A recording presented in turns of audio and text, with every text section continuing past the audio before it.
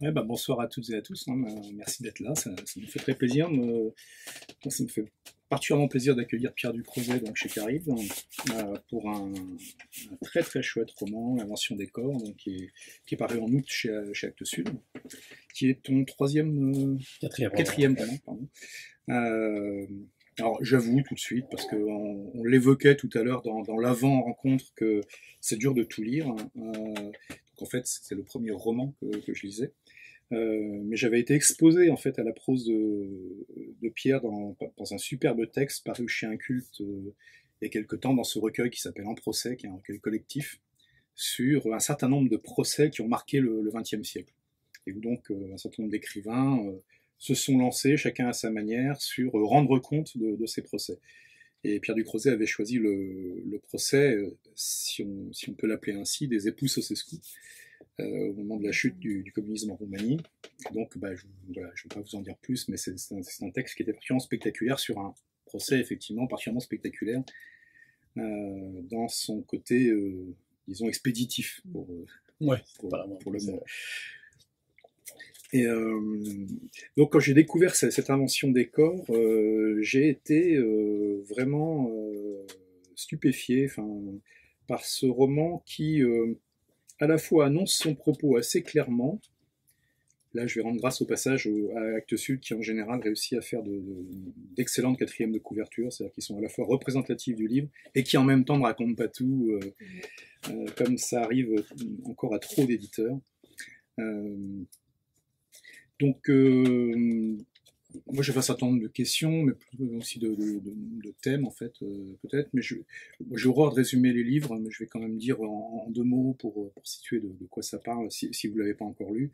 Donc, on parle de plusieurs choses, hein. On parle d'un Mexicain nettement défavorisé, en fait, qui s'extrait un peu de sa condition par l'enseignement et puis par l'informatique, qui, après un drame terrible sur lequel on reviendra, prend la fuite, est obligé de fuir le Mexique, passe clandestinement la frontière donc, vers le nord, parce qu'il n'y a pas encore de mur, même s'il y a toutes sortes de barbelés, et rejoint en fait, grosso modo, la Silicon Valley, en tant qu'informaticien, mais pas que.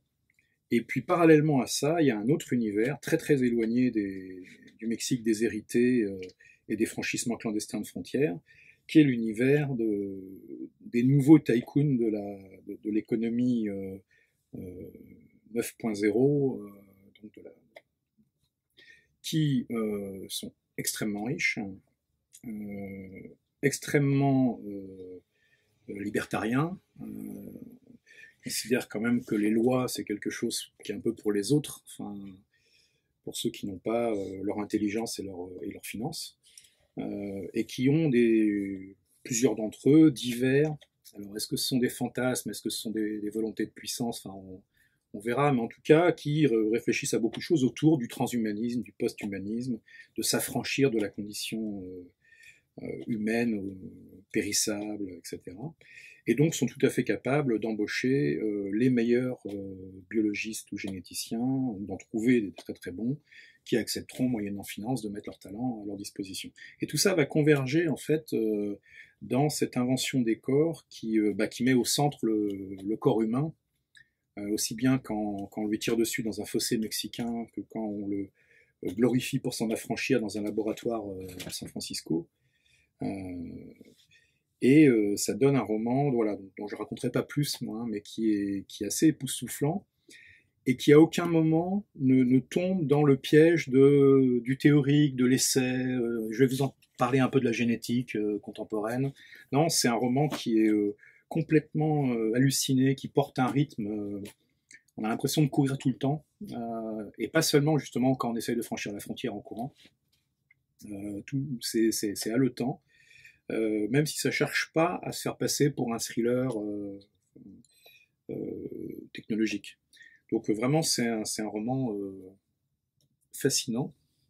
J'ai oublié de te demander tout à l'heure, est-ce que tu es d'accord pour en lire quelques extraits? Ouais, bien sûr. Ouais. Bien sûr, pour aller en famille. Okay, du coup, est-ce que tu nous en lirais un extrait? Bon, Merci pour ton résumé, en tout cas, pour ta présentation très... Euh, Il n'y a rien ici ou presque, mais il faut pourtant en dire quelque chose. Des baraques seules sous un ciel bas, des chemins qui serpentent vers des amas de pierres. La terre a été pelée par des siècles de soleil, les gestes ont un temps de retard sur les choses.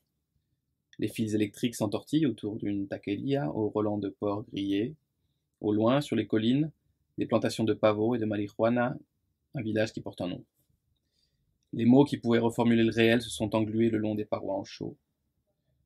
L'un des chemins monte vers l'école normale Isidro Burgos, seule possibilité pour les gosses des montagnes alentours de sortir leurs mains de la terre.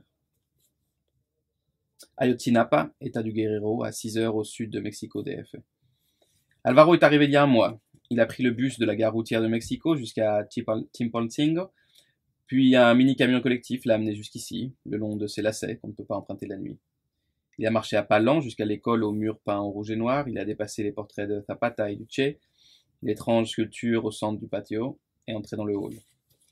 Il a parlé un moment avec le directeur et le personnel de l'école, puis il est redescendu au village chercher une chambre au mois. Un couple d'artisans lui a proposé pour 1400 pesos une piole au fond de la cour avec eau chaude et wifi. Il a dit oui. Je saute. Enfant, Alvaro rêve mer d'Acapulco, royaume perdu dans les Andes, il veut les pirates de la mer de Chine et les chevaux sauvages de Mongolie. Mais vite quelque chose tourne mal. Les murs de l'école sentent fort l'amiante et rien devant lui n'évoque les splendeurs de la cour impériale ou la jungle bruissante d'Angkor. Il défonce les plus grands clous au premier regard. On l'approche plus du coup, ni garçon, ni fille. On a capté. Il est pourtant pas plus pauvre qu'un autre, c'est pas une question de godasse. Non, le problème c'est tout ce qu'il a devant lui. Il hait le trou abject où on l'a laissé pousser comme une mauvaise herbe. C'est une splendeur pourtant ce garçon à la peau sombre qui marche d'un pas délié ses longues mains le long du corps. Mais ça bout là-dedans à des températures qu'il faudrait pas. L'embrouille, c'est tout ce qu'il a devant lui. Ici on appelle ça Mexique, mais ça pourrait être le Mozambique ou la Bolivie, ce serait pareil. Alvaro se lève tôt et va fumer de l'herbe pure à l'angle du Parque Espagne avant de traîner son jean à l'école d'à côté. Il y a ces filles qui tournent autour de lui, éclatent sa silhouette, fermeté des muscles, et les filles qui sont là, mais il ne les voit pas. Il a 14 ans, et il traverse les choses et les gens déjà. Il regarde entre les plis pour voir s'il y a une brèche, un espace où se glisser et se perdre. Il y a une fille quand même qui lui plaît, celle qui ricane un peu moins que ses copines, et s'habille en punk, mais sans plus. Ils se croisent devant l'école. Il pose sa main sur son bras, et c'est pas délicat, mais il sait pas faire autrement.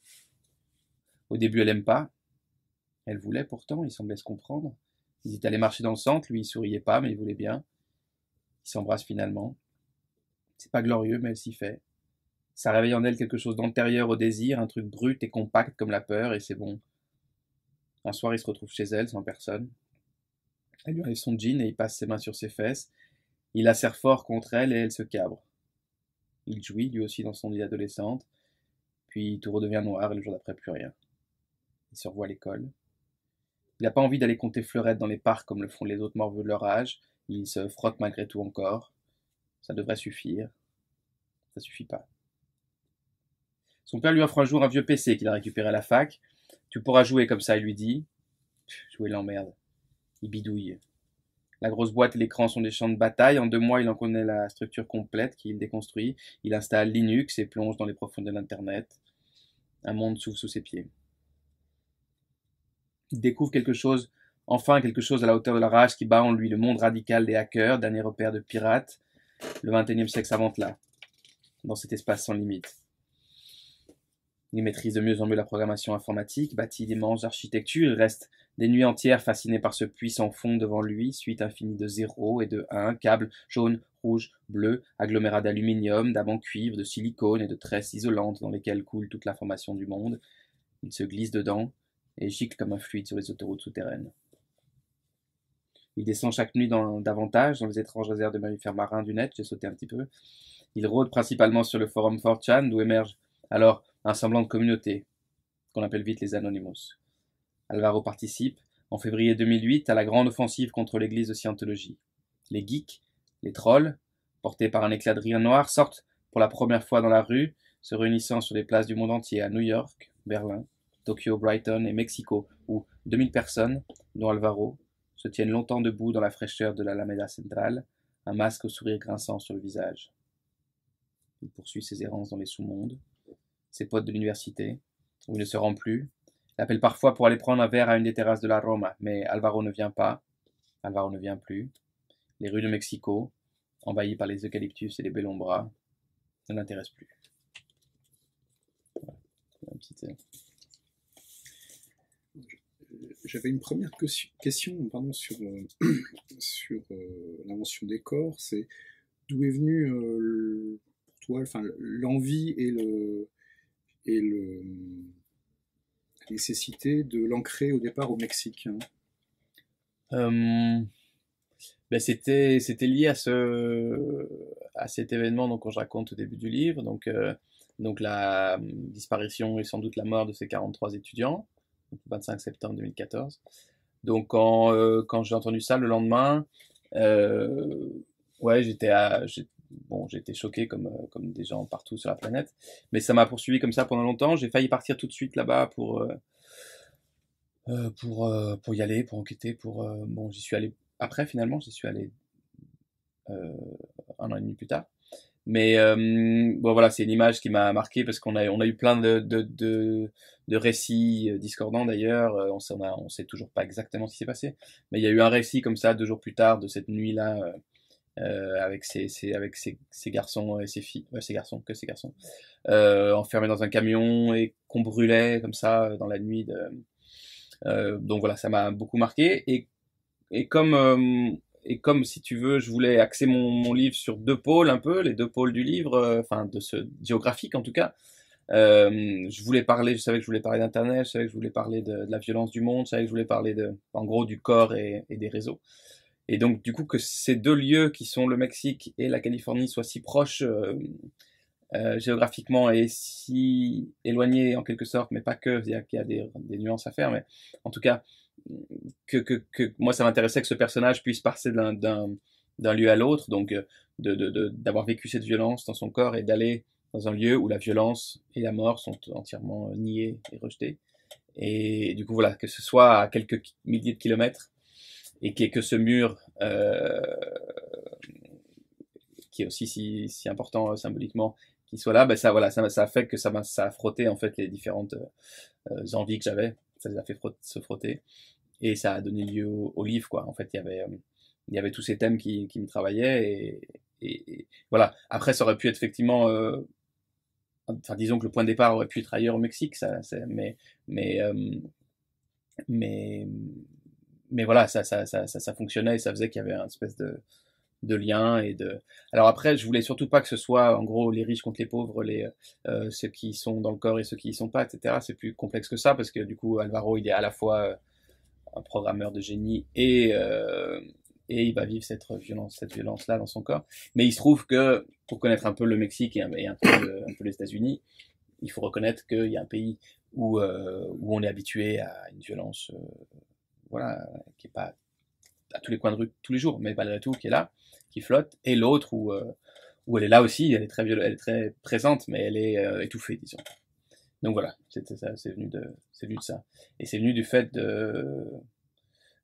surtout de vouloir construire cette narration qui circule et qui soit à l'image de mon sujet, quoi. C'est là qu'est né le livre, c'est-à-dire non seulement je voudrais parler du XXIe siècle, je voudrais parler d'internet, je voudrais parler de toute une suite de choses, mais en plus quelle forme je pourrais lui donner.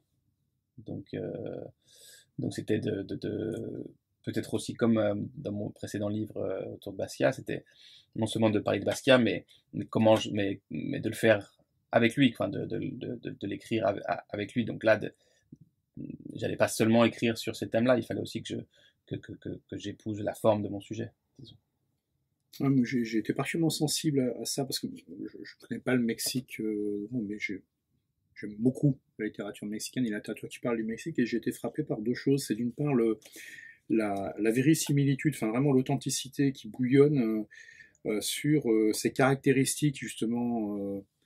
Tu disais à l'instant, c'est pas riche et pauvre parce que le Mexique lui-même est beaucoup plus contrasté, enfin que ça, et donc si on prend tout ce qu'écrit quelqu'un comme qui est âgé maintenant, mais qui a écrit pendant des années, qui continue à écrire, qui est Paco Ignacio Taibo, 2. Il y a vraiment ce sens hein, de l'extrême pauvreté, mais surtout de l'opacité en fait du pouvoir, en fait, Ouais, qui est une des choses qui est la plus frappante, parce que de la violence, il y a pas mal d'autres pays où effectivement il y a une violence énorme. Mais là, c'est cette chose aussi qu'on retrouve dans les différents textes ou films qui ont été consacrés à ce qu'on appelle les disparus de Ciudad Juárez, enfin les féminicides des grandes villes frontières en fait du Mexique et des États-Unis, où il y a une, une dissolution presque instantanée des enquêtes. C'est pas qu'il n'y ait pas d'enquête, mais c'est que les enquêtes s'engluent immédiatement dans la corruption, la disparition des preuves, les témoins qui se rétractent, et puis on commence à rajouter là-dessus du n'importe quoi, en fait, et puis finalement personne n'arrive à rien ouais, on le voit très bien à tirer, quoi. en littérature aussi, dans 2666 de Bolaño, il en parle très bien. Mais pour une raison très simple, c'est que la police est la première coupable, en fait, c'est elle. Enfin, je veux dire, là, Alors, donc on là, le on le... trouve de façon Ouais, flagrante. c'est très très simple. Donc par exemple, pendant 6 mois, un an, ça a été un festival, mais c'était incroyable suite à cette affaire-là, où je suivais tous les jours et c'était mais délirant quoi. Donc on avait donc tous les jours des récits du gouvernement central, de la police qui étaient différents, des récits hallucinants, enfin qui n'avaient aucun sens, etc. Ensuite une commission internationale donc qui arrive sur place, mandée depuis l'Argentine. Et les mecs, on les laisse pas travailler, pas du tout quoi. Ils ont 3 jours plus tard, ils sont partis dans l'autre sens. Enfin, voilà, une suite de choses incroyables. Et maintenant, on sait, on est sûr et certain qu'il n'y a pas il y avait pas de narco sur place. Ce n'a été que la police et l'armée. Mais l'armée fédérale qui est venue enlever et tuer, puisqu'ils sont morts. Ces étudiants. Et donc voilà, et avec des discours du président, voilà, détestable. Bref, donc c'est plus que la corruption, c'est que ce sont les premiers coupables. Donc ce sont même les responsables. Alors que, comme tu dis, dans d'autres pays, bon ben les choses sont plus claires entre guillemets. La Syrie, c'est une horreur absolue, mais on sait que le gouvernement est le premier coupable. Mais là, a priori, c'est censé être une république. Et il se trouve qu'à la frontière, pareil, c'est aussi le crime organisé marche main dans la main avec la police. Donc ça, oui, ça aussi, ça m'intéressait de faire, en tout cas, c'est 50 pages du livre, mais c'est le premier. Ouais, mais c'est ces important. 50 pages, elles résonnent aussi. Alors, il y a une chose, je trouve, qui est admirable, c'est que justement, par rapport aux propos et au projet qui est celui du livre, donc de faire s'entrechoquer quand même autour, pas seulement, mais autour du corps et aussi du corps transhumaniste, enfin, et de l'Internet, c'est que ça touche du doigt, parce que même si si on ne pénètre pas territorialement, il me semble pas, hein, dans le Chiapas, on raisonne aussi un petit peu avec le fait que, euh, malgré tout, la rébellion zapatiste, dans ces belles années, aura été un truc un peu miraculeux, où il y a à la fois une lutte armée, mais qui est modeste, hein, il y a eu très peu de morts hein, dans la rébellion zapatiste, il y en a eu, mais il y en a eu très peu, une répression féroce, vraiment féroce de la part de l'armée, effectivement, de l'armée et des forces de police, mais tout de suite de jouer sur deux choses qui sont inhabituelles et qui étaient complètement 21e siècle avant la lettre, qui sont de jouer par les réseaux, en fait, sur une caisse de résonance mondiale de façon instantanée, et puis de jouer sur une dimension mythique et littéraire, en fait, presque dans l'ADN en fait de l'EZLN. Enfin, et notamment le fait que le sous-gouvernement Marcos, plus l'espèce de coup de génie médiatique que constitue le passe-montagne, bien entendu, mais les messages politiques sont délivrés sous forme de communiqués et d'histoires, de contes de la forêt lacandone. Enfin, c'est quand même quelque chose qui est assez extraordinaire. Et je trouve que voilà, on s'approche de ça puisque c'est une des réalités mexicaines et que ça nous projette déjà dans l'étape d'après, puisque on va se retrouver aux États-Unis où là, c'est pas du tout censé être, il n'y a pas de subversion théoriquement. La subversion est complètement différente, mais on va retrouver le rôle d'Internet à ce moment-là. Enfin, il me semble. Et j'ai beaucoup admiré la façon dont cette escalade, cette fuite en fait d'Alvaro, hein, qui doit absolument fuir enfin, la scène du crime, hein, c'est le cas de le dire, dans sa folle remontée vers le nord, s'imprègne en fait aussi d'une culture non pas militante, il n'y a rien de militant, mais d'une culture libertaire et technique. Ouais, bien sûr, c'est un des enfants du net, quoi. Il est comme Lynn et comme d'autres dans le livre, il est né de ça. C'est ce qui lui a permis, lui à Mexico City, mais Lynn à Hong Kong et des milliers comme ça de gamins qui sont nés avec Internet, bah, de découvrir des milliards de choses, d'accéder au savoir, d'accéder à ça. Il faut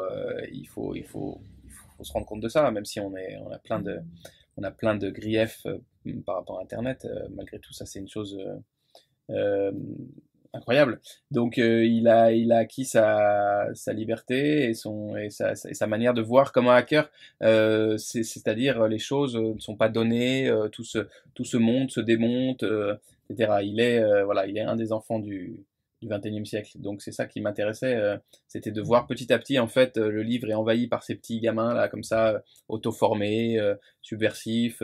C'est aussi des enfants de Succolon Marcos, c'est ça, ouais, parce qu'il a très bien compris la force potentielle de cet outil. Et d'ailleurs, après comment, au Mexique, justement, au Mexique, Twitter et les réseaux sociaux sont utilisés de manière sont utilisés contre le pouvoir systématiquement. Donc, par exemple, à la frontière et dans toutes les villes les plus compliquées du Mexique, on communique grâce à ça et on arrive à déjouer les barrages, etc. Les rafles grâce à Twitter. Donc ça c'est une petite partie de l'iceberg.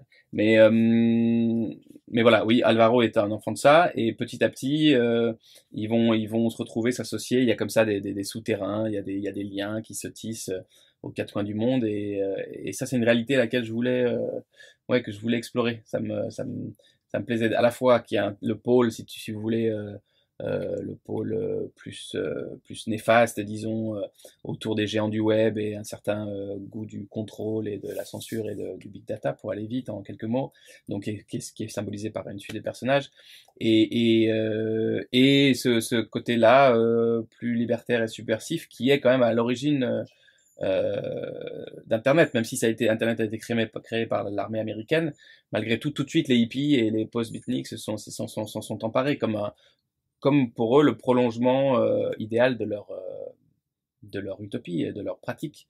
Il y avait même ce type qui arpentait la Californie et qui lui croyait voilà, au tout début du web que il avait une sorte de catalogue universel de toutes les choses possibles, imaginables. C'était pas du papier encore, mais tout de suite quand est arrivé le web, il voit la potentialité de cet outil.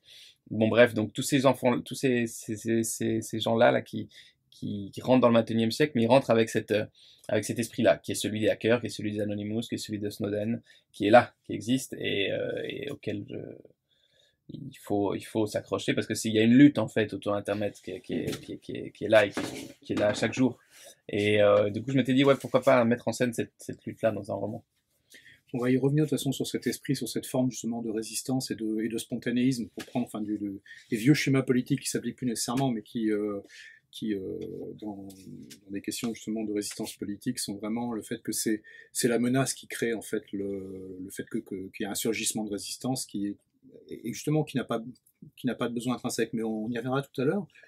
Alors l'autre aspect vraiment fascinant, je trouve, tu parlais de géants du web, hein, bien sûr, donc de tous ces.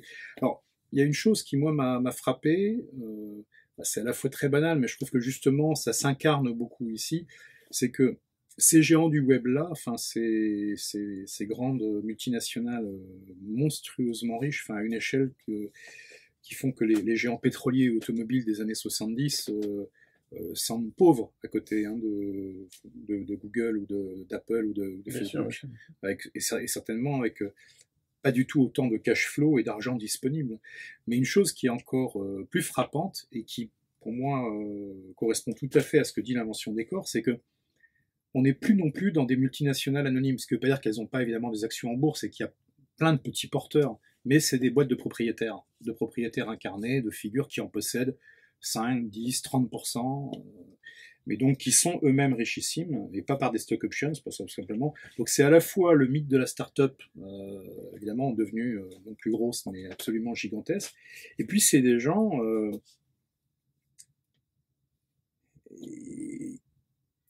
suis même pas sûr que les barons voleurs de la fin du 19e aux États-Unis avaient un tel rapport, en fait, poids-puissance, en fait, par rapport à ces gens en tant que personnes. Du coup, euh, qu'est-ce qui peut bien les arrêter, enfin, dans leurs envies, enfin, dans leurs Rien, rien. fantasmes, dans leurs... Rien, sachant que c'est aussi des esprits extrêmement brillants, quoi. C'est ça que... Ouais, ouais, ouais. Et peut-être même parmi les plus brillants du monde contemporain. Ce qui fait que, bien sûr, voilà, on arrive à des... Mais bien sûr, ils ont une énorme puissance, ils ont tout, ils ont absolument tout, c'est ce que je décris dans le livre. Et ils ont aussi le poids politique. On voit bien Mark Zuckerberg qui se positionne déjà pour les prochaines élections. Et si c'est pas celle-là, ce sera la suivante. Mais en tout cas, il y va, puisqu'il a tout le discours armé. Et voilà. Et ben, ce qui leur manque, c'est ça, c'est la mort. Enfin, c'est l'immortalité, c'est la dernière, c'est la seule chose qui leur résiste. Alors c'est marrant parce que c'est quelque chose quand même qui avait été non pas annoncé, enfin tu vois, parce que le contexte était extrêmement différent. Mais je trouve qu'il y a un auteur de science-fiction qui l'avait mis en scène de façon extrêmement puissante, ce fantasme de l'immortalité du très riche en fait, hein, qui est Norman Spinrad en fait dans Jacques Baron et l'éternité en 1969. Donc sous une forme rudimentaire et pas du tout dans un contexte aussi puissant avec les moyens, mais où on était avec quelqu'un, bon, un très riche entrepreneur en fait, qui euh,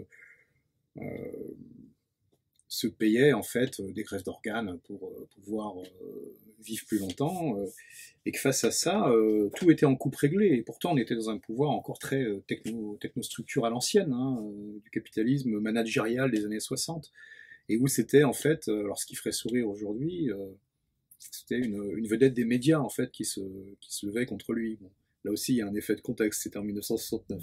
On imagine moins en 2017 une vedette des médias se lever contre un... Pas, il me semble. Mais j'ai trouvé que c'était... qu'il y a quand même... Enfin, alors, ce fantasme enfin, d'immortalité, de victoire sur le corps... Sauf que là, c'était un fantasme, et là, ça n'est plus du tout. C'est ça que il y a pas mal de gens qui viennent me voir et me dire, ah, c'est pas mal votre dystopie, votre roman de science-fiction, pas du tout, il n'y a pas du tout de... Je décris mot à mot le réel, avec peut-être la fin où voilà. Mais en tout cas, tout est là. Ce que je décris est là, et ces gens consacrent l'essentiel de leur temps et de leur énergie et de leur argent à ça, à augmenter le corps, et à surtout essayer de vaincre la mort. Et c'est ça qui est à la fois fascinant et d'une naïveté confondante, c'est que voilà, pour eux, la mort est un problème comme un autre, quoi, qu'on va pouvoir sans doute régler par une suite de manœuvres et tout. Donc il y a vraiment une vision du corps comme ça très mécanique, quoi, où en changeant les pièces, en téléchargeant son cerveau sur une machine, en toutes ces choses-là, on va pouvoir s'en sortir, parce que comment imaginer quand on a tout qu'on puisse tout perdre. Bah, a priori, c'est l'essence de voilà, c'est ce qu'on a, c'est l'essence de l'être humain. Il est censé faire ce chemin-là, mais ils sont pas prêts à le faire parce que c'est resté des grands enfants. Et en tout cas, voilà, ça c'est après ça on en discute, c'est intéressant. Et moi, je trouvais que c'était des figures romanesques intéressantes, quoi. On en a plein dans la littérature comme ça, des grands fous qui veulent pas mourir, sauf que là ils existent, quoi. Et ils sont en mesure d'y arriver. Ils sont en mesure d'y arriver. Ils sont pas en mesure de vaincre la mort complètement, bien sûr, mais en tout cas, ils sont en mesure de la repousser largement. Et on sait que Google, avec les moyens qu'ils mettent, qui sont immenses, et ils vont arriver à des énormes choses, puisque maintenant le moteur de recherche, ça fait longtemps que c'est plus le problème. Tout ça roule, ça c'est pas un souci.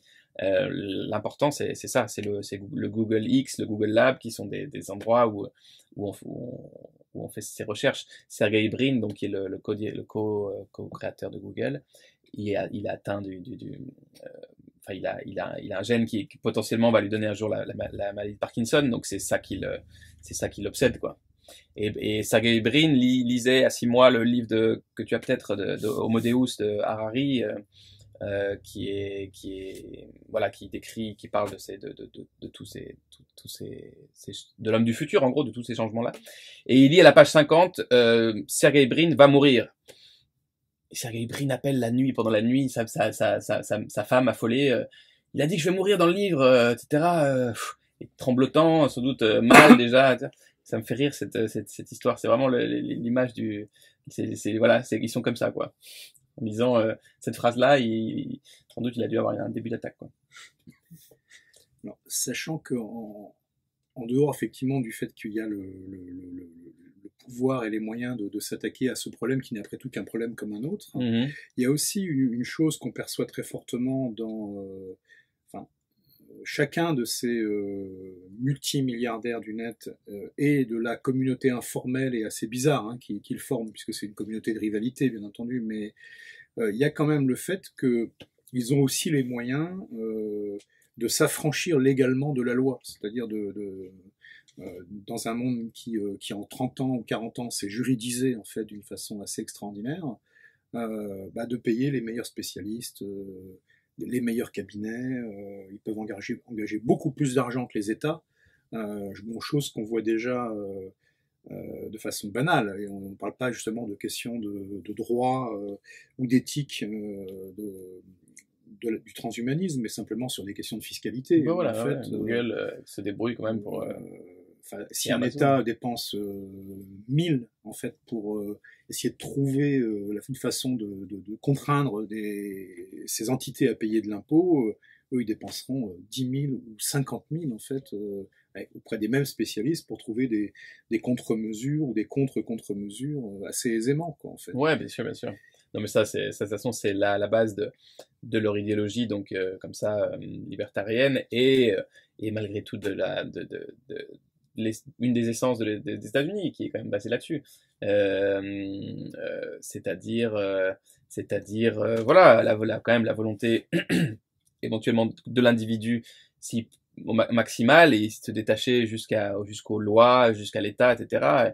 Elle est possible, elle est rendue possible. En tout cas, eux, c'est leur but, bien sûr.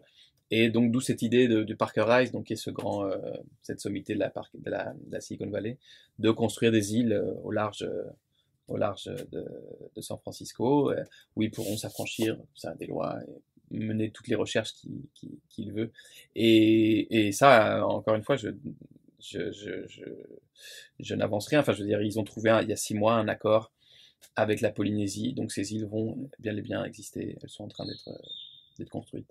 Et on voit de toute façon que depuis au moins une trentaine d'années, et là pour le coup, quand une certaine logique corporate rejoint effectivement le pouvoir d'individus qui l'ont, ce pouvoir, et la volonté qui va avec, puis qui eux sont pas transitoires, qui sont pas là pour 5 ans comme un directeur général d'une boîte de technostructure, quoi. Eux, ils sont là pour, entre guillemets, l'éternité, en tout cas leur vie, quasiment.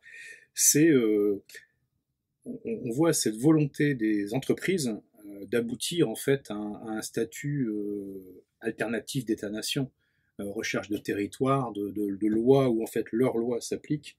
On se souvient, enfin on l'oublie un peu maintenant, mais parce qu'il y avait une levée de bouclier au niveau mondial qui a été énorme, mais je suis pas sûr qu'il y en aura une deuxième fois à propos de l'AMI. Enfin, il y a maintenant 16 ans en fait, quand les multinationales réclamaient au plan mondial une extraterritorialité permanente en fait, où qu'elle soit, enfin, au nom de la protection de l'investissement.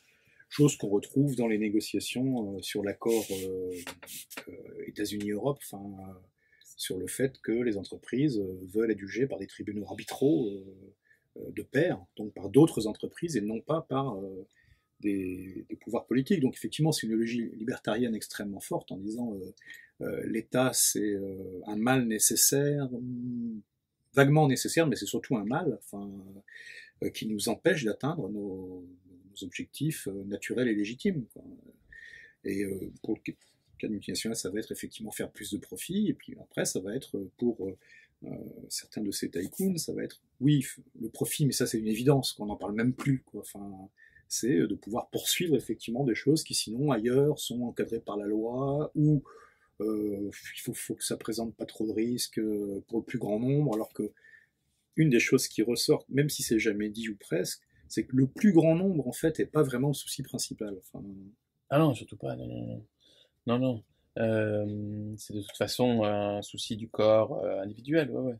Après tout ça, ouais, tout ce qu'on dit est vrai. Après, voilà, moi, c'est vraiment mon souci, c'est le récit, quoi. Donc tout ça, c'est pour créer un personnage, mais il y a jamais la réflexion est comme ça emmenée dans l'action. Donc il y a ce pôle-là, quoi, donc, que tu décris très bien, et il y a le pôle plus libertaire que je décrivais avant, sachant que ces deux tendances sont mêlées à l'intérieur d'un même personnage aussi, quoi. Parce que Parker Rice, donc voilà, qui est en gros assez proche de Peter Thiel, du fondateur de PayPal, il est aussi parcouru par des tendances plus libertaires. C'est que c'est quelqu'un de double. C'est pas qu'un salaud, quoi. C'est aussi quelqu'un d'admirable par certains abords. Et, euh, et par rapport à lui, il y a le côté, donc il y a une vision comme ça du corps un peu plus morbide, on va dire. En tout cas, enfin morbide. En tout cas, c'est un corps. Donc son idée, c'est de changer changer les organes, de reproduire les organes à partir de cellules souches, et ensuite d'avoir une batterie d'organes pour pouvoir changer ainsi comme ça internellement ces organes. Donc c'est une vision un peu mécanique et un peu, oui, on peut dire néfaste du corps. Face à lui, il y a Lynn qui lui, on pourrait dire, enfin elle, en tout cas, c'est lui devient elle, c'est un garçon de Hong Kong qui devient une fille, une femme. Et lui, elle aura une vision plus, peut-être plus solaire du corps humain, mais malgré tout, en passant par des transformations technologiques, elle ne refuse pas du tout, elle va même les chercher. Pour elle, voilà, pour elle, le corps humain n'est pas à la hauteur des promesses qu'on a faites. En tout cas, elle pense qu'on pourrait aller plus loin, que l'entendement humain voilà, n'est pas à la hauteur.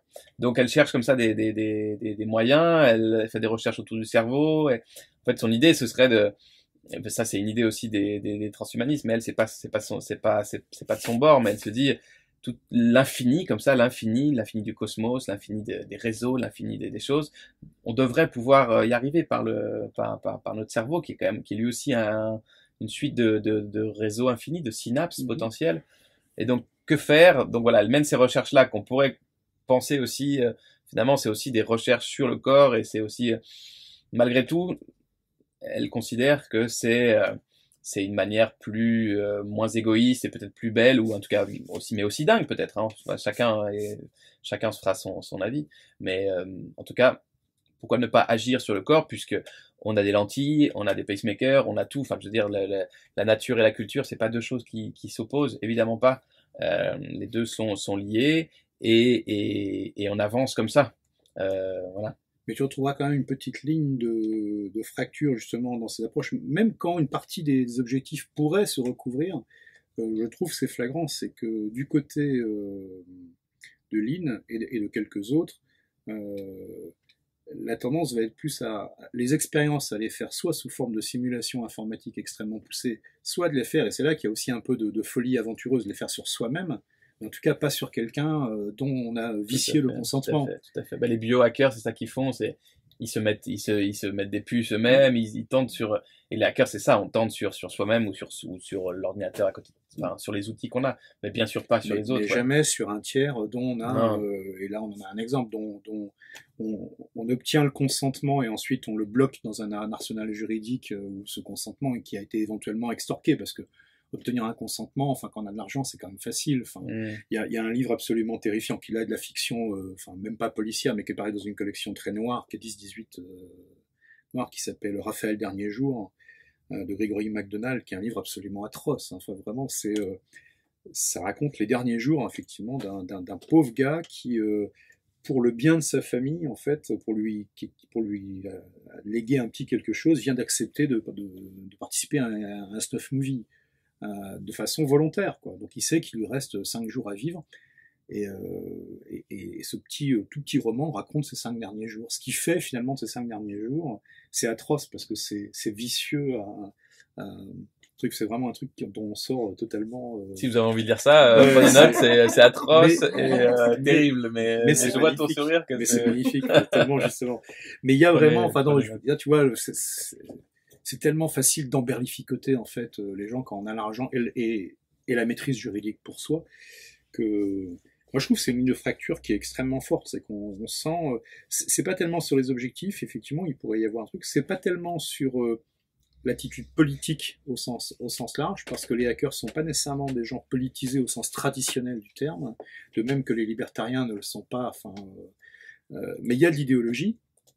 Il y a énormément d'idéologie, et puis il y a une espèce ouais, de respect qui est fort quoi, chez ces communautés mouvantes, hein, flottantes, mais de pas imposer en fait des choses aux autres, quoi. Enfin, Non, il me non, bah semble. oui, bien sûr, ouais, ouais, c'est la clé.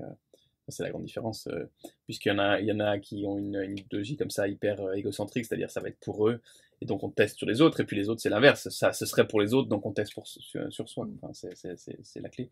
Si les hackers c'est quand même des grandes, c'est des figures politiques, c'est-à-dire ils sont pas effectivement c'est pas des militants, mais justement c'est peut-être les militants modernes, c'est-à-dire qui comme ça, qui créent des souterrains. C'est vraiment c'est des saboteurs quoi, et c'est des pirates quoi. Donc on peut dire que les pirates sont politiques ou pas, mais en tout cas c'est à mon avis une des pistes à suivre quoi, la piste du chemin de traverse, la piste ouais, j'ai dit Snowden tout à l'heure, c'est un bon exemple. Comment une personne a pu en fuyant comme ça, enfin en prenant la fuite ou en partant ou en bah, changer quand même le cours de quelque chose. Enfin, c'est assez incroyable sur une volonté et un chemin de traverse. Donc ça c'est possible et c'est une voie à suivre. Et par rapport à ce que ouais, par rapport à ça au chemin de traverse, c'était ça l'idée du livre, c'était de tracer comme ça plein de chemins de traverse et que ça circule de tous ces personnages qu'on a évoqués à l'autre. Et, et comme ça, même Alvaro, dont je parle au début, lui aussi, il va trouver son chemin de fuite. Ouais, c'est l'histoire d'une fuite, en fait. C'est l'histoire de la fuite d'Alvaro à travers les différentes couches, comme ça, du, du 21e siècle, les couches sociales, géographiques, techniques, etc. Ouais, c'est des lignes de fuite, en fait, je crois, le livre, c'est ça. Et je voulais que ça tienne ensemble, que ça circule comme ça. Donc il y a 4 mouvements, ce que j'appelle les mouvements, mais idéalement ça peut se lire comme ça d'un trait et on circule entre tous ces états-là, entre tous ces sujets-là et tout. Mais j'espère jamais de manière, enfin disons que toute la documentation que j'ai pu amasser et puis toutes ces réflexions qu'on lance là, je voulais toujours qu'elles soient incarnées quoi. Je voulais pas de déroulé, pas Ouais, d'essai, pas clairement, ouais. de toujours dans le récit quoi. Mais en même temps, ça m'intéressait qu'il y ait pour une fois, enfin en tout cas, enfin dans mon dernier livre un peu, mais avant il n'y avait pas ça, qui est aussi de voilà, quand je parle des cellules souches, j'en parle vraiment quoi, enfin même si c'est quelques lignes, mais ou quand je parle d'internet, j'en parle vraiment aussi, même si c'est voilà, pas, mais voilà, qui est cette précision là et cette précision là fasse naître peut-être quelque chose de poétique ou de et toujours dans ce mouvement là. Ouais, moi, je trouve que c'est une chose que tu as superbement réussi dans la narration, c'est qu'effectivement, il y a beaucoup d'informations qui est quand même donnée, enfin esquissée ou donnée, mais elle est faite de façon extrêmement naturelle, elle est faite vraiment dans le cours du récit et pas pause, explication, et ça fonctionne bien. Alors, je pense que ça s'appuie sur le fait que justement les personnages ont des logiques suffisamment différentes, convergentes et divergentes à certains moments pour que chacun puisse porter aussi des choses et Mhm. avoir besoin de les changer de façon naturelle. Enfin, Ouais, ouais, c'est eux parce que c'est les leur, personnages ouais. qui portent ça, ouais. Ouais. Et ça fonctionne bien. Et puis j'aime beaucoup du côté des hackers au sens large hein, de ce qui les anime, parce qu'il peut y avoir des hackers occasionnels, on l'a vu, puis des gens qui sont un peu des transfuges. Hein, euh, parce qu'il y a une catégorie de personnages dont au moins l'un est emblématique, mais qui sont des personnages pas du tout négligeables dans cette configuration. C'est en fait des mercenaires repentis, ou des gens qui ont pu se laisser acheter à un moment, puis qui en un autre moment doutent, ou sont pas prêts à faire n'importe quoi non plus pour de l'argent. Enfin, et tout ça fait un terrain variable et qui se reconfigure par rapport à des menaces en fait. Et ça que j'aime bien, c'est pas une espèce de militantisme permanent pour conquérir quelque chose. C'est s'il y a menace, ça se reconfigure et ça fait face. Mais s'il n'y a pas de menace, chacun retourne vaquer finalement à ses occupations, enfin, en restant vigilant. Enfin, et je trouve que cette espèce de logique de combinaison-recombinaison est aussi très bien rendue. Enfin, Ouais, parce qu'il fallait aussi au niveau narratif qu'il y ait menace pour qu'il y ait livre aussi. Donc de toute façon, à partir du moment où au début, là, les premières pages, là, j'ai posé le personnage, comme je vous l'ai dit, tout de suite arrive l'attaque du bus et l'attaque d'Iguala. Et donc à partir de là, il fallait que j'aille tout droit jusqu'au bout, quoi. C'est une cavale. Il y a toujours quelqu'un derrière, quoi. Il y a toujours quelqu'un qui court derrière, quoi. La police, mais ensuite plein d'autres gens. Enfin, mais en tout cas, une fois que j'avais lancé ce truc-là, euh, pour moi, il fallait plus le lâcher jusqu'au bout, quoi. C'est la cavale dans le Ouais, et ça, on le dans le sketch, ressent quoi. presque physiquement tout le long du livre, enfin, même dans la phrase, dans le rythme, dans la façon dont les mots tombent. On est en course et en fuite, hein, Oui, presque en c'était permanence. ça l'idée même de la phrase, c'est qu'elle soit comme ça, nerveuse et que ça aille vite, ouais. C'était aussi un roman sur la vitesse, ouais. J'aime bien que ça aille vite. J'ai un ami très proche qui me dit toujours, bon là le prochain ce sera le huis clos là, tu sais ce truc là où ce sera super, où tu auras un personnage ou deux dans une pièce. Mais je lui dis toujours ce sera le prochain peut-être, mais en tout cas je suis pas. J'aime bien que ça aille vite et que ça soit en déplacement, mais c'est pas un huis clos dans une pièce, hein, pas ça, vraiment clair. non. Mais Alors, j'essaierai. je sais que tu peux pas rester trop longtemps ce soir, et puis est-ce que tu nous lirais en fait un autre extrait un petit peu Ouais. pour conclure, avant qu'on puisse continuer à Ouais, discuter très bien. éventuellement autour d'un verre, hein, Très bien. ce qui est agréable Est-ce aussi. que quelqu'un l'a lu et il y a Ouais. un endroit qui... Oh, il y en a énormément. Donc, Ah ben, j'adore le personnage de Lynn, personnellement. ok, ben on va lire Lynn alors. Passionnant. Je vais pas lire Auschwitz ce soir, parce qu'on est sains et là on est... Alors, Lynn, Sans spoiler, parce que j'ai lu dans un bouquin, dans un livre remarquable, un livre remarquable de la rentrée littéraire de, je crois que c'est Nelly Fagan, des Buveurs de lumière. Il y a un personnage aussi dans un genre totalement différent. C'est aussi une dystopie, hein, elle c'est l'ère glaciaire, c'est vrai qu'elle s'appuie. Mais c'est un bouquin très poétique, donc elle installe un personnage très original, un gars d'une cinquantaine d'années qui vient de perdre sa mère et sa grand-mère, qui tenait un cinéma d'art et d'essai assez rocambolesque à Sceaux, et qui finit, le pauvre, en Écosse, dans une caravane, et il va rencontrer un certain nombre de personnages qui sont tous très attachants, dont une jeune adolescente justement qui de fille de vieil garçon. Donc, et donc il y a des passages qui sont absolument émouvants, et une très grande beauté sur cette quête d'identité, et j'ai trouvé que le personnage de Lynn, peut-être avec encore plus de mystère. Moi je trouve que un des intérêts de ce personnage, c'est qu'il est très mystérieux. C'est pas aussi évident que ça. Alors, le bouquin n'est jamais didactique, vous l'avez dit, hein, c'est jamais... voilà, et peut-être deux remarques rapides, comme ça j'aurais tout dit. ouais, vas-y. Voilà, je trouve ça j'aime beaucoup le personnage de Parker, on retrouve le côté joueur Ouais, de beaucoup de ces grands noms du numérique d'aujourd'hui, quoi, qui finalement avancent dans une espèce de course en avant, de fuite en avant extrêmement rapide, dans lesquelles ils ont distancé tout le monde, les États, les penseurs, enfin, etc., les autres forces économiques. Enfin, et je trouve que c'est très palpable dans la façon dont il s'y prend justement pour courir après sa propre immortalité, quoi, et utiliser, mais alors dans un... là aussi, je ne veux pas raconter la fin du bouquin, mais il joue littéralement, on s'en aperçoit à la fin qu'il a un côté vraiment totalement joueur. Et puis il y a quand même aussi derrière, pour les trois personnages principaux, enfin Alvaro, Lynn et Adèle, il y a quand même, au départ, il y a quand même une faille avant même que n'interviennent chacun des épisodes, que ce soit le Mexique, que ce soit le départ de sa famille de Lynn, etc. Il y a quand même quelque chose comme une faille de départ. C'est des personnages qui semblent, je vais peut-être être un peu caricatural, mais presque bousillés d'avance, enfin, en tout cas, qu'on vraiment quelque chose qui fonctionne assez mal, et qui vont finalement se servir de l'outil numérique, mais dans quelque chose que je trouve être au final quand même une extrême solitude, quoi. Je trouve qu'un des aspects, malgré les rapports que les personnages entretiennent entre eux, j'ai le sentiment qui traverse tout le bouquin, avec toujours au final cette même solitude qui a été installée d'entrée et qui demeure. En tout cas, moi, c'est un des aspects qui m'a... ouais.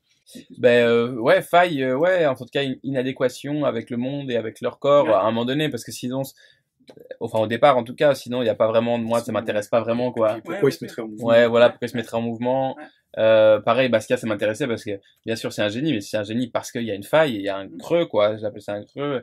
Et là, pareil, chacun a, ouais, une inadéquation, qui ensuite va se résoudre ou pas. Mais en tout cas, sinon, il n'y a pas de livre vraiment pour moi, s'il n'y a pas tu vois, ce léger tremblement, quoi.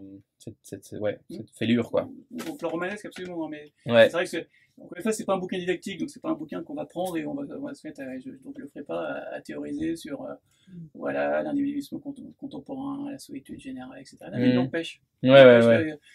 J'ai commencé aujourd'hui même d'ailleurs un bouquin de Dominique Bourg sur l'écologie totale, où il attaque d'entrée en expliquant que finalement, ce qui est assez juste, que la prétendue révolution numérique est une contre-révolution parce qu'elle amène une concentration inédite d'argent, d'informations, de pouvoir entre très très peu de mains. Enfin, donc il y a tout un tas de choses dont on sait comme ça qu'elles sont au cœur de. Moi, j'ai eu pas mal de critiques sur l'ouvrage. Aussi. Beaucoup en ont fait finalement le roman pardon, de cette période numérique. Quoi. Enfin, ça a été beaucoup présenté comme ça, je trouve que c'est assez juste. Mais ça reste un très très bon roman. Quoi. C'est, effectivement, vous l'avez très bien dit, on n'est pas du tout dans un truc didactique, où on a envie d'avoir 15 notes en bas de page pour aller vérifier tel ou tel aspect technique, etc. C'est pas du tout ça. N'empêche, ce qui transparaît, c'est quand même ça. Quoi. La solitude. J'espère que petit à petit ils en sont moins, mais c'est vrai qu'au départ certains ouais. Mais est-ce que Adèle peut-être aussi. Je vais lire Adèle finalement en fait parce que je l'aime bien et parce que Lynn enfin voilà pour changer un peu quoi. On va voir si elle est ouais peut-être ouais peut-être qu'elle est solitaire, on va voir. Je vais voir avec vous. Alors Adèle Cara travaille depuis 2011 autour de la télomérase dans ce même laboratoire de biologie moléculaire et cellulaire de Strasbourg. Ses recherches portent plus spécifiquement depuis 1 an et demi sur l'une des deux sous-unités de l'enzyme. Pour les passagers du vol 430B en direction de Paris-Charles de Gaulle, l'embarquement se fera en porte 27. On en reparle, a dit Parker. Non merci.